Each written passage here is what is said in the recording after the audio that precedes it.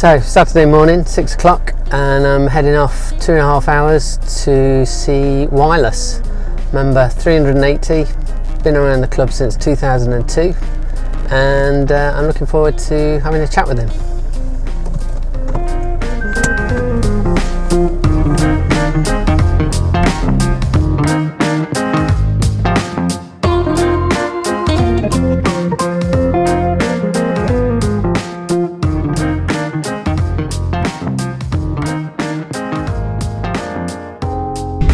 In 130 yards, make a U-turn if possible. There you go, I've done my first bit of filming, and it's your dogs doing nothing. Hello, my name's Rupert. My Tamiyaclub membership number is 380 and my nickname is Wireless. Welcome to my radio controlled journey. So for me, my radio controlled history started out when I was a small child. I was always fascinated by anything that was related to electronics or mechanical things.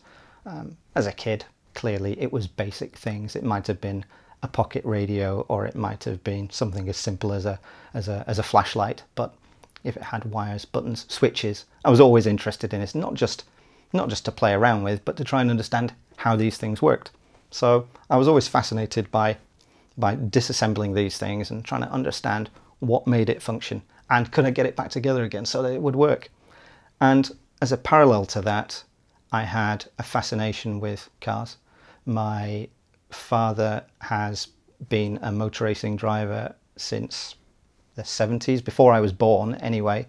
So I always had the parallel of my fascination with mechanical and electrical things and seeing my dad racing his car. And you put the two things together, and as a child, you don't have a Ford Fiesta or such, you know, you have toys. So that's where I think that's where my earliest fascination for melding mechanical things, electrical things and cars came together. And when you put those things together as a kid, there aren't really that many outcomes.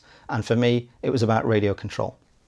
Anything that operates wirelessly without cables remotely has always fascinated me. It is like magic. It genuinely is. There's some kind of witchcraft that makes this thing work. And that's one of the reasons why my Tamiyaclub nickname is Wireless. I think in 1981, from what I remember, and I had a little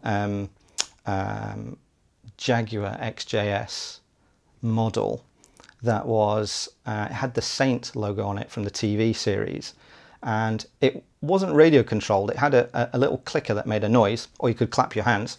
And you filled it full of umpteen batteries and it would drive forwards, and when you hit the clicker or you clapped your hands, it would go backwards in a circle. And I found endless fascination with the fact that I could control this thing without being physically connected to it. The first radio control car that I got that was, quote, full function, unquote, and that was, I think, in '85. It was made by Matsushiro, and it was a model of the Corvette from the A-Team, and it was Faceman's Corvette. And my brother was a little bit into the RC stuff. He's a bit younger than me, 3 years younger than me, and we both decided we'd love one of these for Christmas. So we pestered our parents, and we're very fortunate that we got these models. Excited on Christmas Day when we got these radio control cars. However, they both worked on exactly the same frequency, so you can imagine the chaos that ensued on Christmas Day. I was very much the van man. I don't know why, but I think it's because I could draw vans. Yeah. I wasn't very good at drawing cars. Yeah, there's nothing. Van's kind of more, yeah, it's kind of more fundamental. If you can draw a square and a couple of wheels, you're getting somewhere near a van. But it's that's interesting actually, because I was kind of the van guy too, but Faceman was just cool.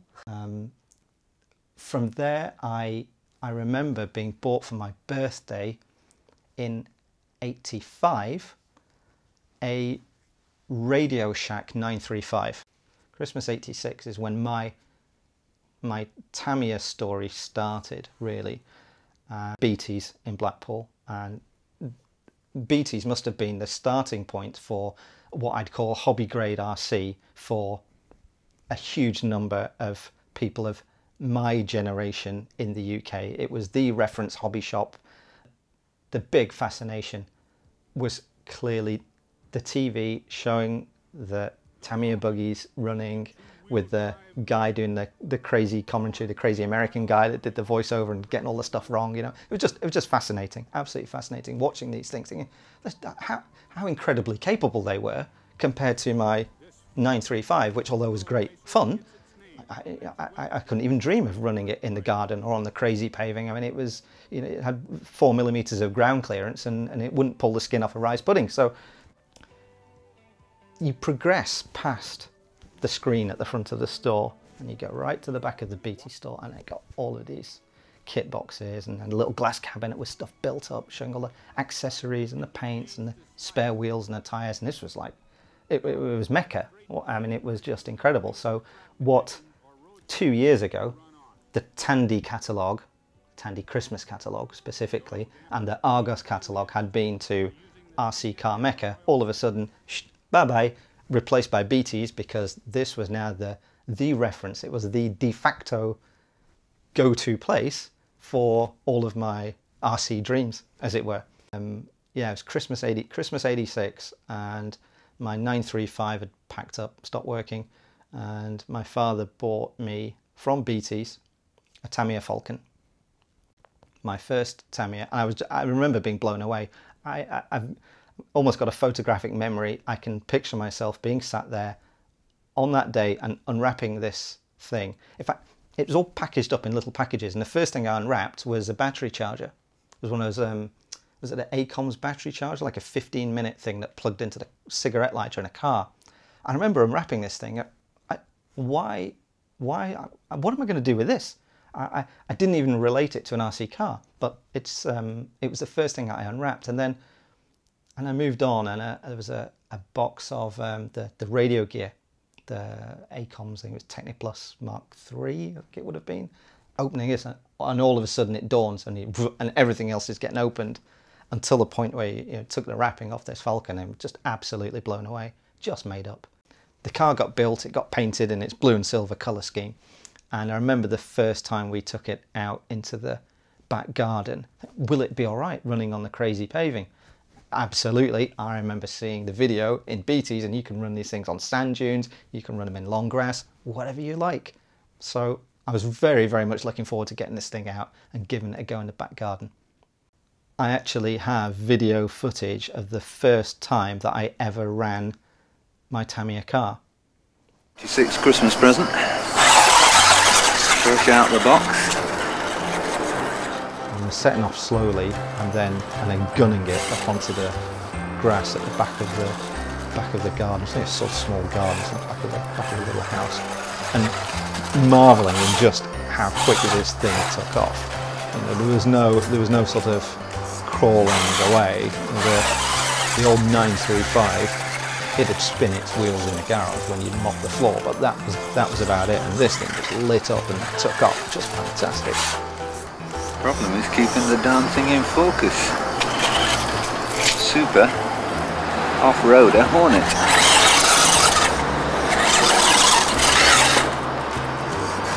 I think you got it stuck there, son. It skipped over the grass, it went over the crazy paving without issues. I think at some point I planted it in a flower bed and it came out the other side. It was almost unstoppable. Absolutely brilliant. And what a great feeling that after all of the weeks, because it did take I think about 2.5 weeks or something of doing 20 minutes or something an evening to get this thing put together, that it's finally up and running. Little did I know at the time it would only run for about 5 minutes. No doubt there'll be more film of this, none. I must say, Rupert's a lot better at driving it than I ever would be. Even if he does sometimes get a bit carried away.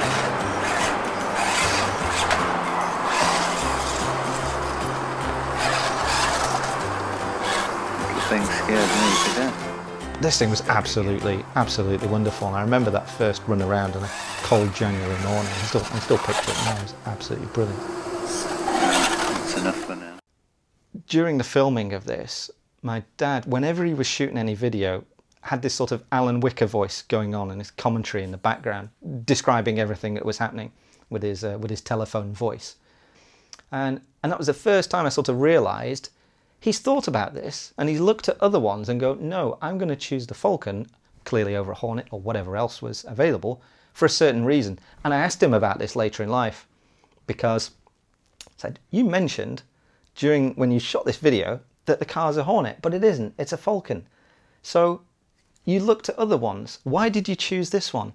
And the reasoning behind it was that it had four-wheel independent suspension, which is a good thing, oil-filled shocks at every corner, and the fact that, like on a real car, the front shocks pass through the middle of the wishbones. They're not mounted on the front, they're not mounted on the back, but they go through the wishbone, which is how they do on any road car that has double wishbone suspension. So to him it seemed a little bit more realistic than the others.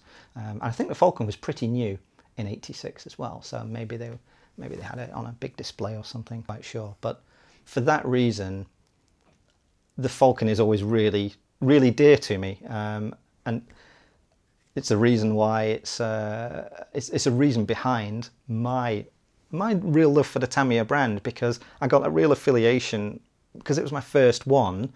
The two-star brand now is something that takes me back to those times, to happier times before I had to worry about getting up, going to work, trying to pay the bills and all the rest of it. It was a really fun time for me. So it gives me almost a sense of comfort when I see Tamiya stuff, and particularly when I see a Falcon. They're great. Not the greatest buggies in the world. I appreciate that. I'm not precious about them. I do realise they have fairly serious shortcomings. But to me, it was my entry into the bigger world of RC, and really what kicked it off for me. From that point, I was in the big league. Serious. There was no organised racing or such like, but it was great fun. It was a social event more than anything. But I didn't get to sort of stretch the legs of the Falcon, I suppose, in a racing environment. That's for sure. But it got to the point where, yeah, I kind of know what I'm doing with this, and I wouldn't say I wasn't bored of it. But I think my dad realised that it was time for a new challenge, something a little bit different. And for Christmas '87, he bought me another radio control car, which I wasn't expecting. I hadn't asked for it. I was very happy with my Falcon and what it did. It was still this kind of star in my toy collection, as it were, when everything else was Matchbox cars, or about as sophisticated as it got with Scale Electric, which I quite liked as well. But the Falcon was somehow de-restricted because it didn't have to run on a track. You could go wherever you want. I suppose it's like driving a train versus driving a bus. It's like you're free to do whatever you like. So Christmas '87, I unwrapped my present, and the first thing I unwrapped was a transmitter box. And I had been here before. I knew exactly what was happening. Different stuff. Wasn't a Techniplus Mark III. It was a Futaba Attack. I think, oh, this is what's the deal? What's the deal here? So I think I know what's coming, but I didn't know what was coming. And I opened this big box that was wrapped up, and it was a Kyosho. And by this time, I kind of heard of Kyoshos. I'd been to the local club. I'd seen Kyoshos, but I hadn't seen an Optima. And here we go. It's almost like, for me, I saw it as like some kind of pro racing buggy. It's four-wheel drive. It's all sorts of adjustable things on it. There was more metal on it than there was on the Falcon, and all of a sudden, you felt like stepped up a gear again. And one of the biggest things for me was that through the whole of the previous year, I'd survived with one battery with my Falcon, and with the Optima there were two. Now this is quite serious, and a fast charger that didn't go into the car, but it plugged into the mains. So yeah, you can charge your batteries in 15 or 20 minutes, but there's no killing my mother's car battery anymore or anything like that, or having to traipse out into the driveway in the rain to go and charge your battery. So this is in another league. So my dad, being my dad, being a Yorkshireman, didn't buy any more paint. We reused the paint from the Falcon, so my Optima was also silver and blue. Yeah, this is there's a theme, isn't there? Absolutely. And I was joined that year by my brother, who, when I got my Optima, my dad had bought him a Falcon. So my brother's Falcon also got painted blue and silver, although in a slightly different configuration to mine. And the whole cycle started all over again. So we built the Optima together, which I remember being infinitely more complex than the Falcon, and especially with the sort of having to build a whole front transmission, which I'd never experienced before, and putting this chain in. And still to this day, it's a crappy system, having to stretch the chassis, you know, put a chain tensioner on it, you know. I look back at it now and go, actually it's rubbish. Put a chain tensioner on it, you know. This undoing these screws to sort of stretch the chassis out of it and tighten it up again was really not a great idea. It wasn't the most reliable car that I had, but it was great fun. I seem to remember it being a lot of maintenance, a lot of work. Screws used to drop out of it. I was still only 10, 11 years old when I was 10 or 11. Thread lock didn't mean anything to me. Well, what is that? You know, so you buy this tube of thread lock, costs £2. Well, hang on, I can get some new fancy tyres for £2. I'd rather have those. You're not really putting priorities when you're a kid, I suppose. So the Optima was a lot of maintenance. Probably was held together by wood screws or anything I could find, but it ran really well. Not least because, as part of this package of goodies that I got for Christmas, it came with a Le Mans 360 ST motor. So the kit came with a 540, and this was it's actually a 550. It's a slightly bigger can. It's a high torque motor. It's about 23 turn, but compared to my Falcon with its 27 turn Schumacher motor, this thing was, you know, it's just absolutely ballistic. It was just brilliant. The next step for me was a Schumacher, and I'd seen the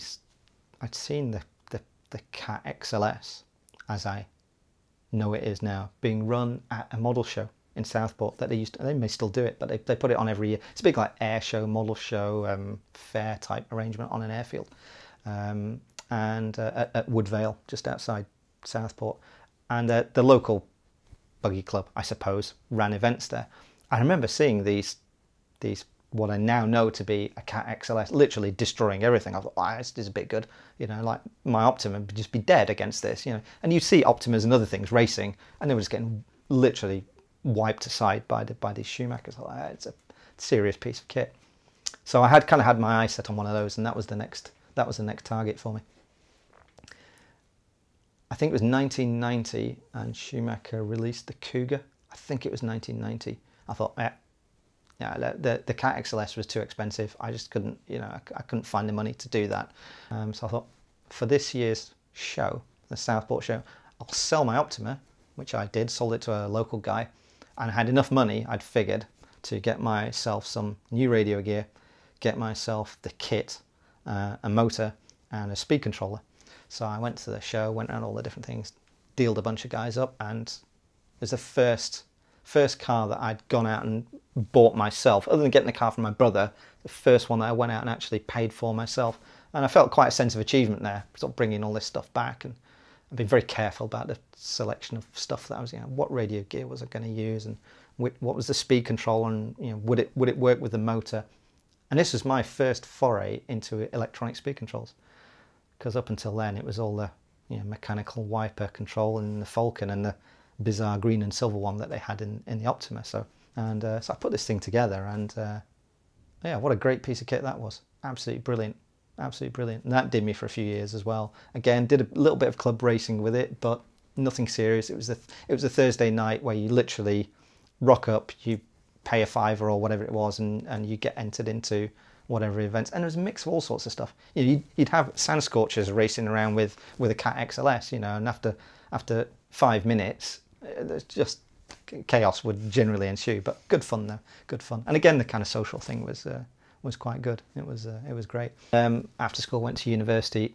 Nothing happened at university with regards to RC stuff, and it would have been, yeah, 2002. 2002 is kind of when it came back, and the trigger was I was living in Cheltenham with my girlfriend at the time, and she goes, "Oh, I've got this radio control car," and it was a oh, what did I say it was? It was Teo. I think it's a Teo Jeep Renegade, this thing. And it was one of these sort of styrofoam box type things where everything just sits into it with a cardboard lid over it. It's immaculate. And as far as I'm aware, she's still got it. It's really, really nice.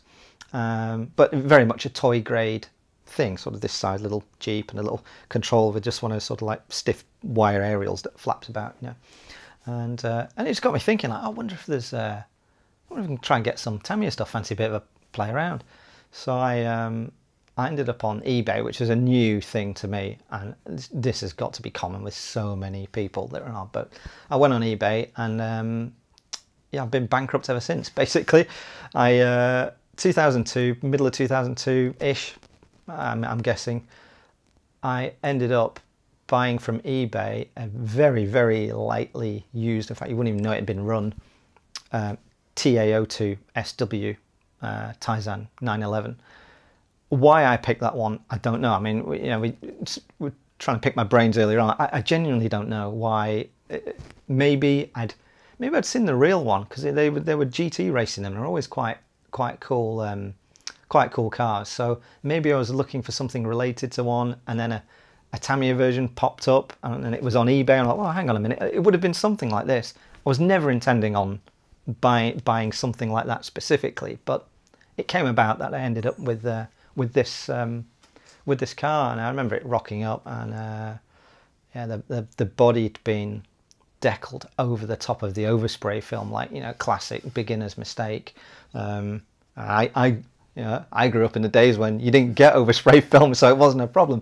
But I was like, this looks weird. What's going on here? Why is it all lifting? Oh, hang on, it's got this protective film. You can't get the decals. Very fortunately, managed to get a new body set from Model Sport. It was the last one that we could find. So and I've still got it to this day. But that was the turning point of me going through a phase of having to do other things, having to do the school stuff, the university stuff, the going out and getting a job stuff, paying the bills, to okay, you know, this could be a bit of fun. And the trigger was that Jeep, and it. I must say it's not really stopped since then. It's been paused a couple of times, but I've never been in that situation where I've been completely away from it. It's always been there. Be that here in the toy room where I've got stuff on display. I'm always reminded of them, and I don't think, oh, these are just getting in the way, or I can't be bothered with it. That's never the case. It's been an ongoing fascination, I suppose, from that point forward. But 2002. Got the Taizan, and then it's, well, I can't be the only person that's like this, so let's have a bit of a look around and see if there's somebody else that remembers old Tamiyas. There must be some other like-minded people. So I go hunting around, lo and behold, I find this thing called Tamiyaclub. Okay, what's all this about? It sounds promising, so I joined up onto the club. I set up an account, and it's 380, I think you said. I think my ID was member number 380, so quite early door. I certainly wasn't one of the, I don't know whether I could be considered the old school crew. I suppose I probably am in certain respects, but I certainly wasn't the sort of, let's say, the founding guys. I mean, clearly Chris, you're the founding guy, but there were a whole bunch of other people before me. But I was in quite early days, and it was all new for people, and it was really exciting. I was thinking, well, it's clearly not just me that remembers these things. And then people were, I like to think I've got quite a good memory, and people would crop up and talk about things that I'd forgotten about, but as soon as it was mentioned, it all came back. And that might have been something as simple as, oh, do you remember the videos they used to play in BTs? I hadn't thought about it for 20 years. And then all of a sudden, boff, it comes back. Look, see this? hair's standing up on my arms. So I mean, what does that tell you? It's just the emotions that it evokes are absolutely tremendous. I thought, this is brilliant. There's a load of like-minded idiots, and I say that in the nicest way possible, who are quite willing to go out and be totally unashamed about spending hard-earned money basically on toys when they probably should be spending it on something more useful and more important. So I thought, this is great. I finally got an excuse. And that's where it started, 2002 at some point. And again, there's so many people from Tamiyaclub that I'm still in touch with to this day, on a real world basis. I see them not on a weekly basis, but you know, from month to month, I see these people, you know, I chat with them regularly, and it's some lifelong friendships have come out of that, and all of it positive. I've nothing negative has ever come out of it. It's been a brilliant experience, really, from one end to the other, and it's led on to all sorts of other things, which have, I'd say, enhanced any part of my life that they've touched, with probably the only exception being my bank balance. That's about the only thing that's been impacted in a bad way. But you know, it's you got to have something to waste your money on. You know, contrary to what you might believe, I don't drink a whole lot. I don't smoke. You know, I don't take lavish holidays or anything like this. So, well, what are you going to do? Let's play with some toys. That seemed like quite a natural place for a break. So over a cup of tea in the kitchen, we talked through some of the models that Rupert collected over the years and what they meant to him and why they were special. As I'd later find out, he had so many to choose from. I'm glad that he could narrow it down to just these few. I always owed it to myself, I suppose, to make a replica of my first hobby grade RC car, and certainly my first Tamiya, which I remember very fondly. So at the moment, this is as close as I can get in terms of replicating it. I've got no photographs of the car because although we had that video camera, I had a video camera when we were younger, we didn't have a stills camera, so I don't have any decent high resolution pictures of the car. But this is, from what I remember, as close as I can get to it, with the Fox wheels that I put on it, and the pin spike tyres on the back rather than the oval blocks. The fact that the stickers aren't in the right place and the one on the back is wonky is, you know, exactly as I got it there. This car actually came from Moosey. It's a Moosey one, and it didn't look anything like this when I got it, but the chassis is the same. I've changed a bunch of stuff on it, but it's still the original wheels on it. I mean, they're quite difficult to get. I think they might be reproducing these now, but couldn't get the wheels, so they're the original ones. But they're new tyres on it and stuff. It's a new body set that's on there, and I changed the shocks. It had the Kyosho Gold shocks on it. These are the platinum ones, which honestly I don't think are any better or really any different, but they're okay. And a few other bits just to sort of keep it running. And I run this a few times actually. This one's just so photogenic. Yeah, it's a good looking model, isn't it? Really. Some of the stickers are lifting on them now, but it just happens, doesn't it? Just happens.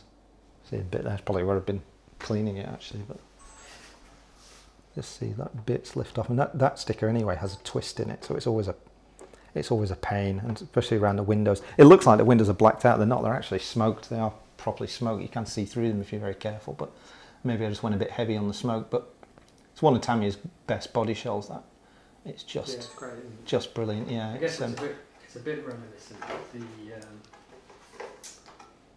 the 959. 959. Yeah, exactly. Yeah, it's a bit more robust, I think.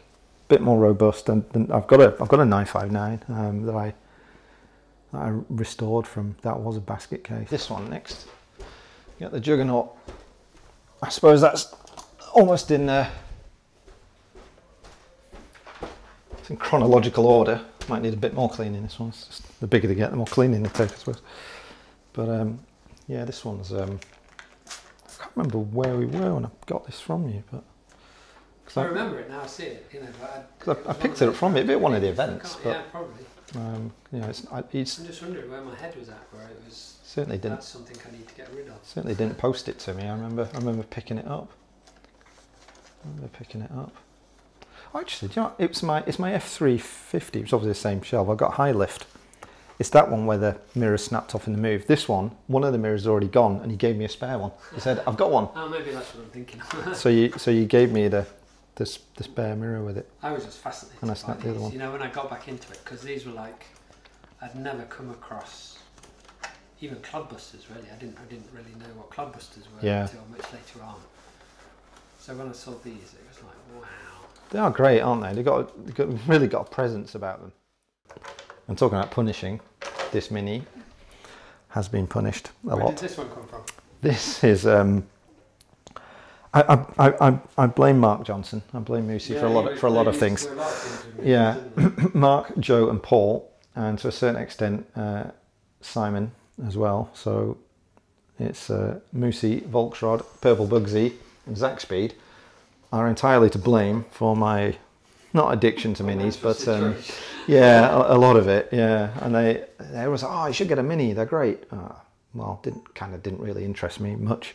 And then I think I had to go with Paul's mini, and what an absolute blast! Just a hoot, and really quite. I want to say Jekyll and Hyde, but that's the wrong thing. But they're kind of a multi-purpose car that I've found, in that anybody can pick one up and drive one, and they're easy to drive. But to really drive one quickly, they're quite challenging to get right. I know they're super rare. They're super rare. They did. Tamiya only made, as far as I'm aware, 2 aircraft models, and they were both these sailplane type things.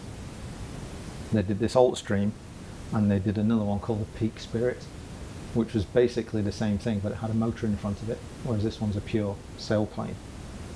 And they were a bit like the Kyosho fuselages that I was talking about earlier on for the helicopters.